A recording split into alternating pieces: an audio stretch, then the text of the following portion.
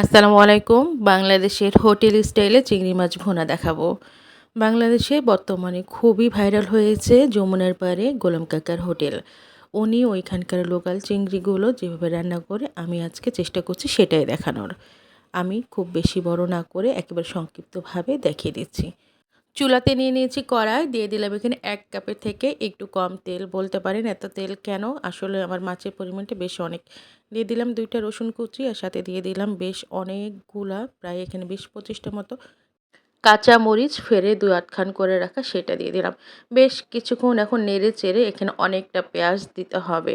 আমি এখানে ২ কাপ পরিমাণ পেঁয়াজ দিয়েছি। যদিও বা আমি এখানে হাতে দেখাচ্ছি, তবে আমি কিন্তু এটা একেবারে মাপটা পুরোপুরি বলে দিলাম। এখন সব কিছু একটু খুব ভালোভাবে নাড়তে থাকবো।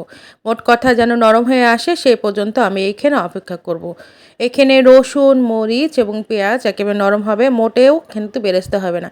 ঠিক খেয়াল রাখবেন এখানে যেন না বেরেস্তা হয়। চেপে চেপে ধরে আমি পেঁয়াজগুলো ভেঙে দেওয়ার চেষ্টা করছিলাম।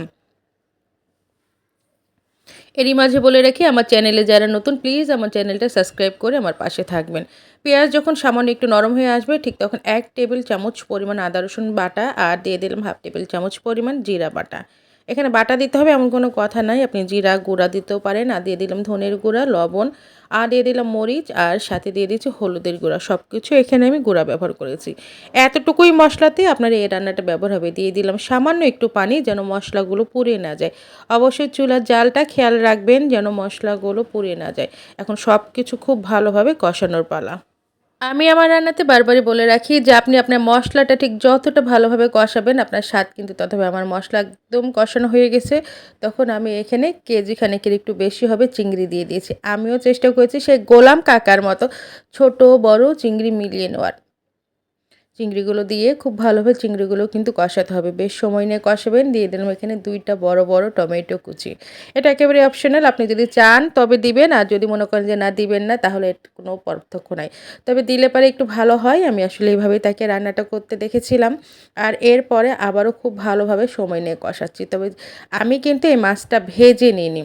একেবারে ভাজা ছাড়া কাঁচা মাছটা ডাইরেক্ট এভাবে কষিয়ে রান্না করছি। এজন্য একটু সময় নিচ্ছি। আর রান্নার এ পর্যায়ে কিন্তু আমি শেষে না দিয়ে এখনই বেশ ১ কাপ পরিমাণ এখানে ধনেপাতা দিয়ে দিলাম।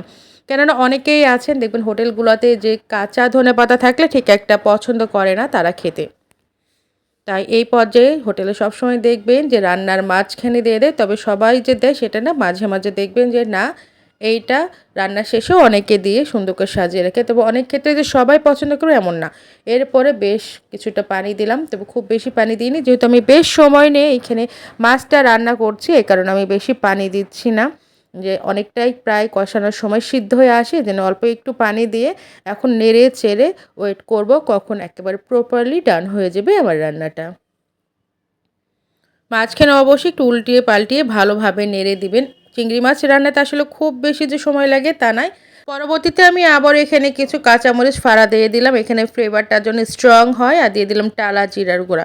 আমি সবসময় বলে থাকি যে আমার রান্নাগুলো আসলে অনেক সহজ, এজন্য আমার রান্নাঘরে নামই দিয়ে দিয়েছি আমি সহজ রান্না। যারা যারা এতক্ষণ আমার এই ভিডিওটা দেখলেন অবশ্যই আমার চ্যানেলটা আবারও আমি বলে দিচ্ছি সাবস্ক্রাইব করেন, পাশে থাকা যে বেল আইকনটা আছে সেটা অন করে দিবেন।